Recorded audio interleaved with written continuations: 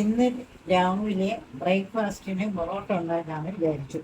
മോള് ദീപാവലി അവധിക്ക് വന്നു. അപ്പം പൊറോട്ട ഉണ്ടാക്കിയിട്ട് കുറേ നാളായി. ഞാൻ ഇപ്പോഴും ഇന്നും പൊറോട്ട ഉണ്ടാക്കാൻ വേണ്ടി ഇതിൻ്റെ ഫുൾ വീഡിയോ നേരത്തെ യൂട്യൂബിൽ കൊടുത്തിട്ടുണ്ട്. കാണാത്തവരെ അത് കാണണം. ഇത് പെട്ടെന്ന് തയ്യാറാക്കാൻ വേണ്ടി ഇങ്ങനെ പരത്തി വെച്ചു. ഉരുളയെ പരത്തി ഇങ്ങനെ വെച്ചാൽ ഉടനെ തന്നെ ഇത് പരത്തി പൊറോട്ട ആക്കി എടുക്കാം.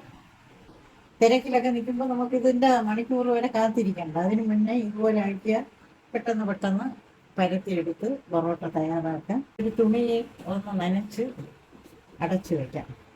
അപ്പോൾ ഒരു 3 മണിക്കൂർ എന്നുള്ളത് ഒരു അരമണിക്കൂറിൽ തന്നെ നമുക്കിത് തയ്യാറാക്കാം. പൊറോട്ട മാവ് റെസ്റ്റ് ചെയ്യാൻ വെക്കുന്ന സമയം വെച്ചിരിക്കുന്നു. ആ സമയം കൊണ്ട് ഒരു ചിക്കൻ കറി ഉണ്ടാക്കാം. ഉള്ളി തക്കാളിയൊക്കെ വഴറ്റി എടുത്തിട്ടുണ്ട്. ഇനി ഇറച്ചി ഇട്ട് കൊടുക്കാം.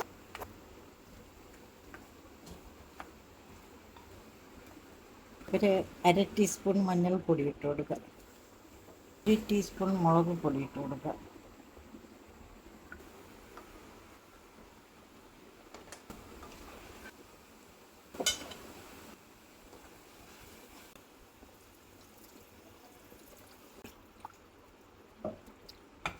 ഒരു ടീസ്പൂൺ ഉപ്പ് ഇട്ട് കൊടുക്കാം. തിള വന്ന് ഇനി കുറച്ച് 1 ടീസ്പൂൺ പെരുംജീരക പൊടിയും കൂടെ ഇട്ട് കൊടുക്കും. ജീരകം കൂടെ ഇട്ട് കൊടുക്കാം.